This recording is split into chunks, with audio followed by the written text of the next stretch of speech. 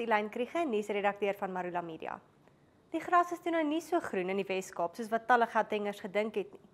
Eiendomskenners sien 'n ommekeer in die tendens van Gautengse inwoners wat na die Weskaap semigreer, na mate al meer inwoners van die Weskaap na eiendom in Gauteng vry.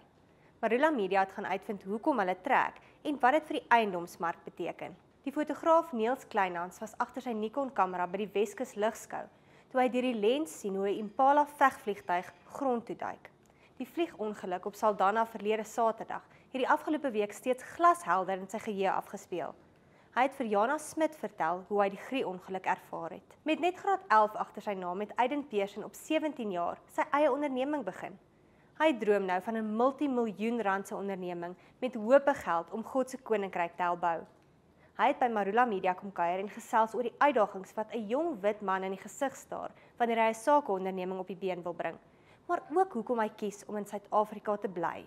Die West Dean busramp het 40 jaar gelede die lewens van meer as 40 leerders geëis en vir baie sal die wonde wat die traumatiese gebeurtenis gelaat het, nooit genees nie.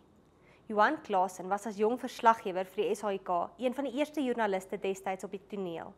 Hy het sy ervaring van die noodlottige dag met Marula Media gedeel. 'n Pretoria se fees wat beloof om van die land se topsangers bymekaar te bring, is vir die soveelste keer uitgestel en feesgangers is woedend omdat hulle nog nie hulle geld teruggekry het nie. Zenaldo Saiman, wat die Jopie-fees organiseer, sê egter hy hardloop nie weg met mense se kaartjiegeld nie en dat die fees later vanjaar voortgaan.